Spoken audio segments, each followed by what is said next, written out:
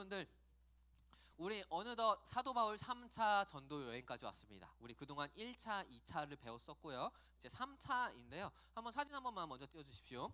3차 전도 여행의 코스가 이렇습니다. 보면요, 2차 전도 여행이랑 굉장히 유사하다라는 거를 알 수가 있어요. 2차 전도 여행이랑 되게 비슷해요. 근데 특이한 점이 하나가 있습니다. 2차 전도 여행은요, 이렇게 해서 이렇게 그냥 직진으로 갔어요.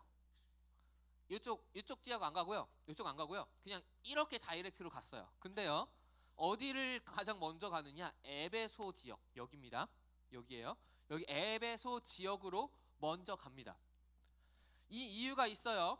사도 바울에게는요, 2차 전도 여행하면서요, 내려주셔도 돼요, 마음의 짐이 하나가 있었는데 뭐였느냐? 에베소 교회, 에베소 지역에 오래 있지 못했다는 거예요. 사도행전 18장 20절 21절 한번 봐볼게요. 여러 사람이 더 오래 있기를 청하되, 에베소 지역에서 2차 전도 여행 당시에요. 그때 에베소 지역 사람들이 사도 바울한테 청했습니다. 야, 우리랑 조금 더 있어서 좋겠다, 막 이렇게 이야기했는데 사도 바울이 허락하지 아니하고 작별하여 이르되, 만일 하나님의 뜻이면 너에게 돌아오리라 하고 배를 타고 에베소를 떠나. 자, 내려주셔도 됩니다. 자, 그러니까 사도 바울은요, 2차 전도 여행 중에 에베소를 들리긴 들렸는데 오래 있지를 못해요. 사람들이 요청했음에도 있지를 못했습니다. 그 시간 여건상. 그래가지고 그 마음의 한켠에 짐이 되었던 것 같아요. 그래서 3차 전도 여행할 때 어떻게 하느냐? 거의 다이렉트로 에베소부터 갑니다. 그리고 이 에베소라는 곳에서 진짜 다른 곳과는 좀 다르게 거의 2년 반 가까이 있었어요. 다른 데는 좀 짧게 있었거든요. 뭐 3개월, 뭐 6개월 막 짧게 있었는데, 이 에베소 지역만큼은 2년 반 정도 가까이 좀 오랫동안 사역을 하게 돼요. 왜요? 마음에 짐이 있으니까, 잘해주고 싶으니까. 어쨌건 그렇게 지났습니다. 먼저 에베소에 딱 들어가서 사도 바울은요, 회당이라는 유대인들이 모여서 예배드리던 그 장소에서 먼저 예수님에 대해서 이야기를 합니다. 유대인들을 대상으로. 자, 예수님 너희들 아냐? 구약 너희들 알지? 그 구약 시대부터 예언된 그 분이, 그 메시아가 바로 우리 예수님이다. 막 그러면서 막 이야기를 하고 있었습니다. 그러다가 이 회당에서 막 하는데 안 믿는 사람들이 사도 바울을 배척하기 시작해요. 야, 이상한 소리 하지 말고 나가. 막 그래요. 그래서 회당에서 쫓겨납니다. 3개월간은 하다가. 그 다음에 그럼에도 사도 바울이 계속 있고 싶으니까 두란노 서원이라는 곳에 있었습니다. 두란노 서원이라는 곳이요. 지금은 그 건물이 사라졌어요. 그래서 사진을 못 들고 왔는데요, 여기가 굉장히 큰 공간입니다. 두란노 서원은 약간 책 같은 것도 조금 있었고요. 그리고 아주 그 헬라 지역의 독특한 문화를 반영한 그런 공간인데, 헬라인들은 이제 철학하는 거 되게 좋아합니다. 아리스토텔레스 많이 들어봤죠? 플라톤 많이 들어봤죠? 이런 사람들이 그 헬라 문화권에서 그 철학하는 거, 그리고 사람들하고 막 이야기 나누고 논쟁하고 막 토론하고 막 그런 것들을 즐겨 하던 그 문화권에 살던 사람들이야. 그래서 그 사람들이 철학가가 된 건데, 그러니까 헬라 지역은 어떤 사람들이라고? 열심히 철학을 하던 사람들, 논쟁하고 토론하고 그런 걸 굉장히 즐겨 하던 사람들이에요. 그걸 에베소 그 곳에 가보면 그 여러 군데가 있는데, 하나는 엄청 커다란 공연장 같은 데가 하나가 있고요, 또 그런 즐겨하는 서원이라는 그런 공간도 있습니다. 그런 걸 잘 보여주는 곳이 바로 이 두란노 서원이에요. 그러니까 두란노 서원에 주로 토론하고 논쟁하러 오는 사람들은 어떤 사람이겠어? 유대인만 있겠어? 아니요. 거의 대다수는 헬라인들, 그 그리스 사람들이 거의 대다수일 겁니다. 어쨌건 그렇게 해가지고 그 사람들하고 2년 동안, 무려 2년이 넘는 기간 동안 날마다 사람들한테 강론했습니다. 예수님이라는 사람 알아? 너희들 막 여러 신을 알고는 있는데 근데 그 중에 최고의 신이 한 명 있다, 막 이러면서 막 강론을 한 거예요. 그렇게 이야기를 해가지고 어떻게 되느냐, 이 결과 에베소를 넘어가지고요, 아시아 지역에 있던 유대인들 그리고 헬라인들 전부를, 모든 사람들을, 그 지역에 있는 사람들을 다 예수님에 대해서 알려주게 됩니다. 그러니까 에베소 사람들뿐만이 아니라 에베소 지역 바깥에 있는 그 아시아 지역에 있는 모든 사람들에게 주의 말씀을 다 듣게 만들어줘요. 두란노 서원에서만 있었는데 어떻게 그런지 알아요? 이 에베소라는 도시가 진짜 엄청 커다란 도시였고, 그리고 요충지였기 때문이에요. 에베소가요, 인구수만 약 25만 명이래. 25만 명이면요, 우리 고양시가 한 110만 명 정도 된다고 그래요. 100만 명 좀 넘는다고 하는데 적적. 우리 고양시의 4분의 1이잖아. 그럼 작아 보이잖아. 근데 옛날 고대 시대에는 겁나 많은 겁니다.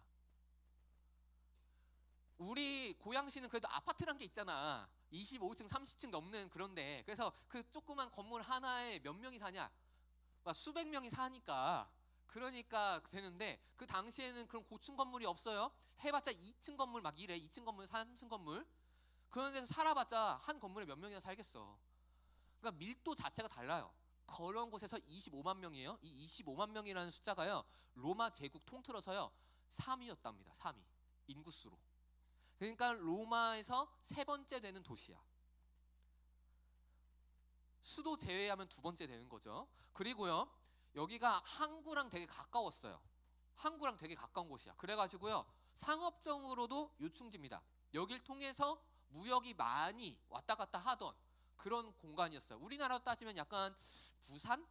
경상도에 있는 부산 정도 되는 그런 느낌이라고 보면 돼요. 그러니까 엄청 커다랗죠? 그러니까 여기를 왔다 갔다 하는 사람이 너무 많다 보니까 아시아 지역에 있었던 수없이 많은 사람들이 헬라인이든 유대인들이든 전부 다 예수님에 대해서 한 번쯤 듣게 되어진다라는 겁니다. 그래서 이렇게 퍼져나가서 사람들이 이 예수님에 대해서 굉장히 관심을 많이 갖게 됩니다. 이때쯤 사도 바울에게요, 엄청난 능력이 임하기 시작해. 손수건으로 이렇게 톡 하면은 병이 나.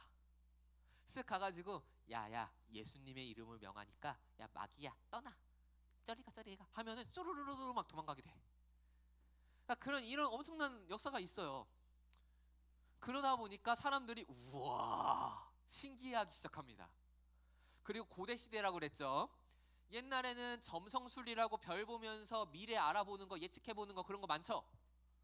그것뿐만이 아니라 마술사라고, 옛날에 마술사 시몬이라고 들어봤냐?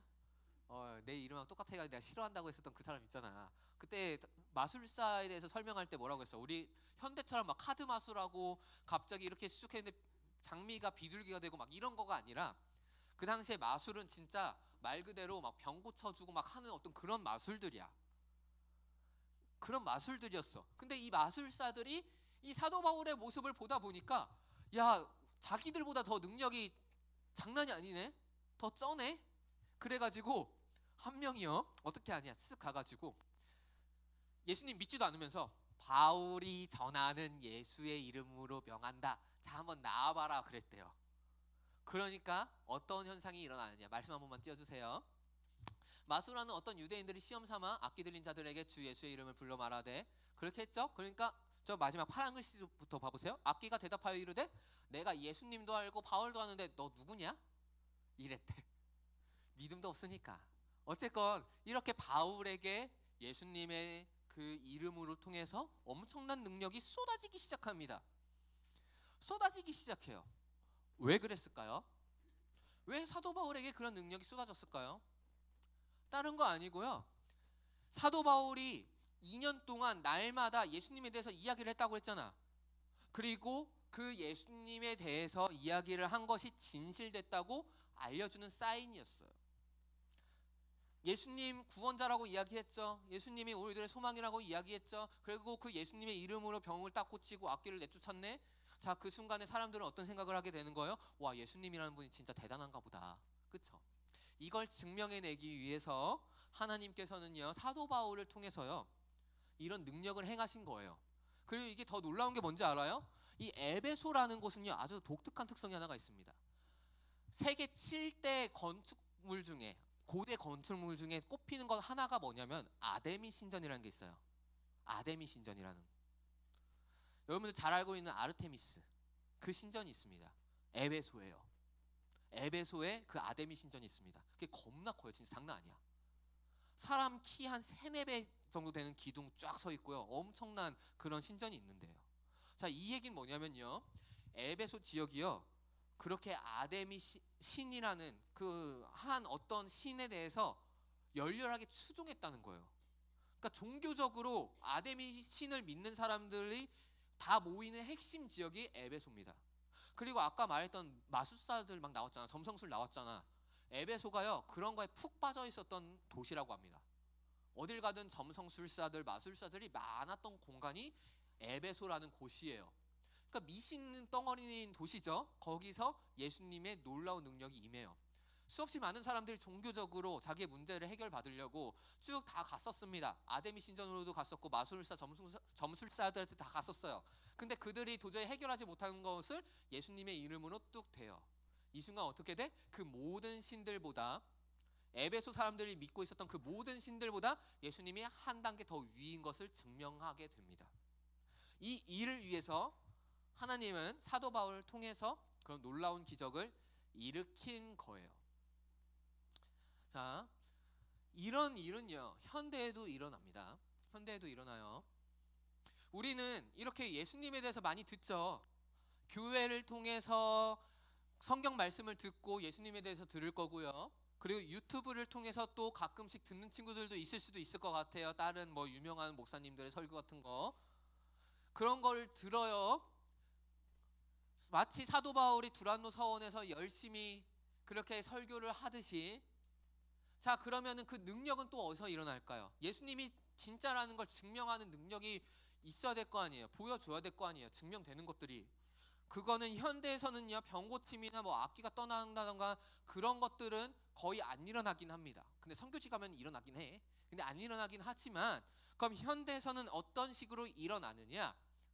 우리들의 삶이 바뀌는 걸 통해서 일어납니다. 우리들의 삶이 바뀌는 거. 예수님을 믿으면요, 놀랍게도 우리들의 가치관이 달라집니다. 예수님을 믿으면요, 놀랍게도 우리들의 삶이 바뀌기 시작해요. 삶의 패턴이 달라지고요, 우리들의 습관이 바뀌기 시작해요. 원래 사람은요, 쉽게 안 바뀌어요. 진짜요. 진짜 사람은 정말 쉽게 안 바뀝니다. 근데 예수님을 만나는 순간 확 바뀌어요. 확 바뀌어요. 진짜 확 바뀝니다. 성격 자체도 바뀌어요.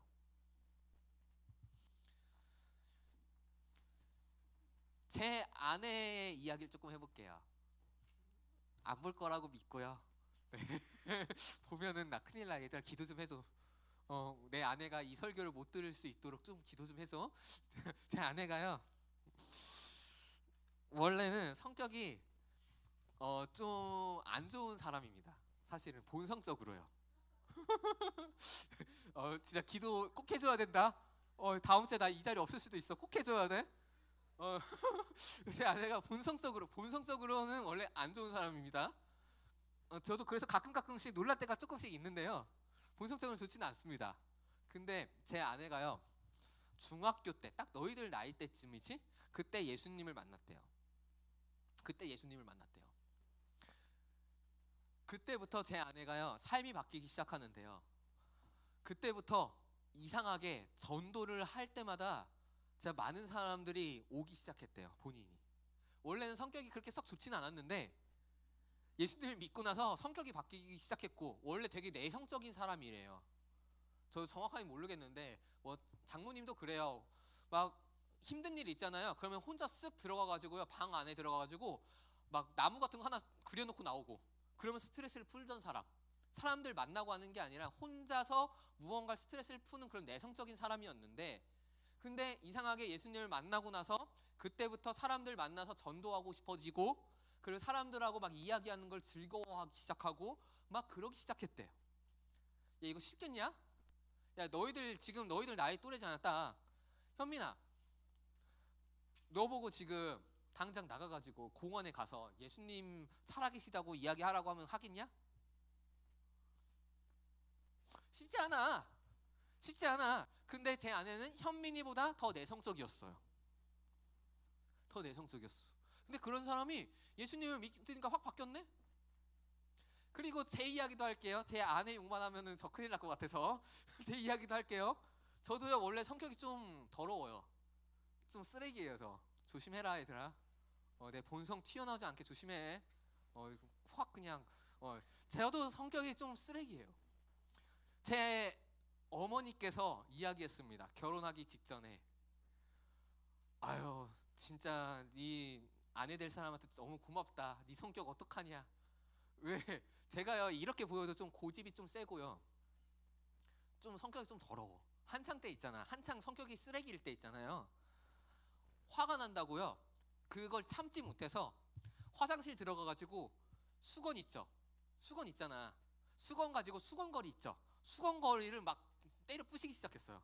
근데 수건 가지고 수건거리 부신 적 봤냐? 나 부쉈어. 진짜 부쉈어. 나 어떻게 됐는지 모르겠는데 신기해. 진짜 너무 화가 나가지고 이 수건 가지고 풀스윙을 했거든. 내 손을 삼아 하지 못하고. 그럼 내 뼈 나가니까. 그래서 그런 생각이 있었나 봐. 그래서 수건으로 수건거리를 팍 때렸어. 근데 수건거리가 어이구야 부서졌네. 그리고 또 부모한테 된통 맞았지. 그러니까 저도 좀 쓰레기였어요. 근데 지금 어떠냐? 고마워. 고마워. 그래도 좀 사람 됐죠. 제가 그 수건거리 이후에 그 다음에 예수님 만났거든. 그 예수님 만나면서 점점 나의 성격이 더 많이 바뀌어 나갔습니다.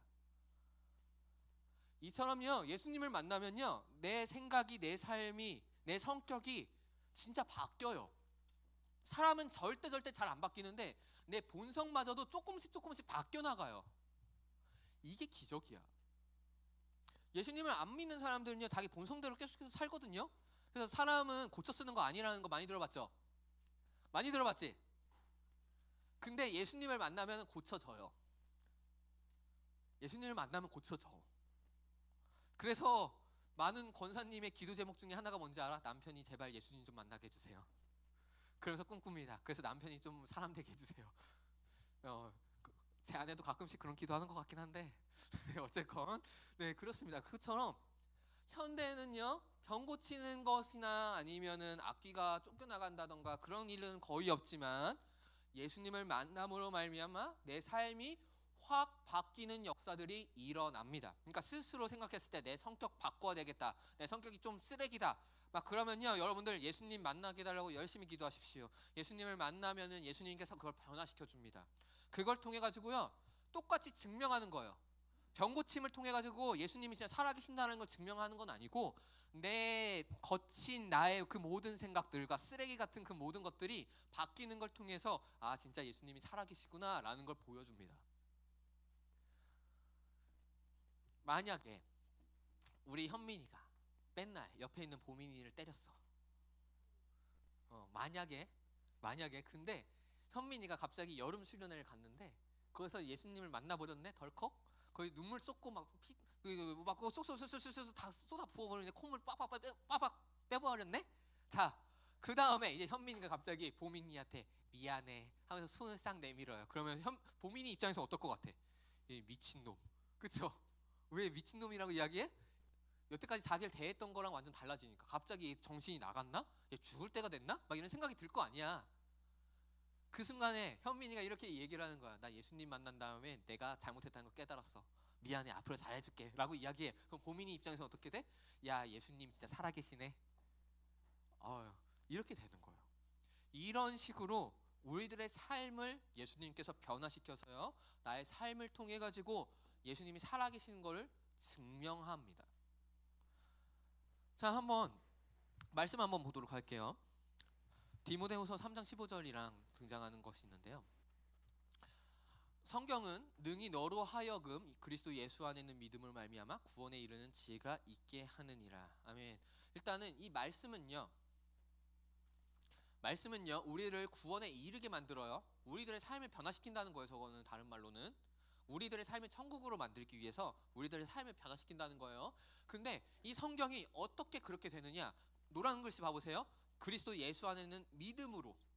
성경이 우리들의 삶을 변화시키는데 어떤 걸로 통해 가지고 변화시키냐? 믿음을 통해서 우리들의 삶을 변화시켜요.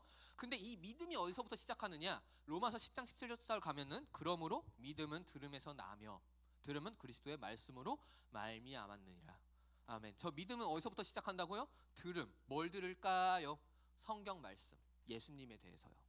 그러니까 정리를 하자면 예수님에 대해서 들음으로 말미암아 믿음이 생기고요, 믿으면 우리들의 삶이 바뀐다는 거예요. 그래서 오늘 말씀을 정리해 보도록 하겠습니다. 한번 그 PPT 한 번만 띄워주세요. 마지막입니다. 자, 들어요. 성경을 듣습니다, 여러분들. 말씀을 들어요. 그러면 뭐가 생겨요? 믿음, 예수님을 믿는 믿음이 생겨요. 그 다음에 그 믿음이 생기면 어떻게 돼요? 내 삶과 가치관이 바뀌어요. 내 성격까지도 다 바뀌어요. 변화가 됩니다. 더 좋은 방법으로, 더 선한 모습으로 우리들의 삶이 다 바뀌어요. 그걸 통해 가지고 어떻게 된다고요? 예수님이 살아계심이 증명돼요. 이런 메커니즘이 있습니다, 여러분들. 자, 그러니까 여러분들이 해야 될 것이 있습니다. 뿌리부터 튼튼히 하십시오. 뿌리가 뭐예요? 듣는 거요. 여러분들 예배 시간에 와가지고 열심히 들으세요. 수련회 가서도 열심히 들으십시오. 그리고 듣는 거는 또한 읽는 거랑도 또 동일하게 볼 수도 있어요. 여러분들 성경 퀴즈 대회 오늘 할 건데 성경 퀴즈 대회 할 때 열심히 읽으십시오. 성경도 열심히 읽으시고요. 큐티도 하면 너무나도 좋고요. 그걸 통해서 하나님의 말씀을 알려고 어떻게든 들으려고 노력하세요. 그러면 여러분들에게 믿음이 생길 거예요. 여러분들이 예수님이 안 믿긴다고요? 그거는 왜 그랬느냐? 안 들었기 때문이에요. 예배 자리 가운데 있어도 안 들었으니까, 그냥 잠만 잤으니까, 핸드폰만 했으니까, 그러니까 예수님을 믿는 믿음이 안 생긴 거야. 들으면 믿음이 생겨요. 그리고 그 믿음이 생기면 우리들의 삶이 바뀌고 나의 삶을 통해 예수님이 살아계시다는 게 증명이 될 겁니다. 말씀을 맺을게요. 말씀을 맺겠습니다. 주님의 말씀에는 능력이 있습니다. 예수님의 이름에는 능력이 있어요. 어떤 능력이냐면 우리들의 삶을 변화시키는 능력이 있습니다.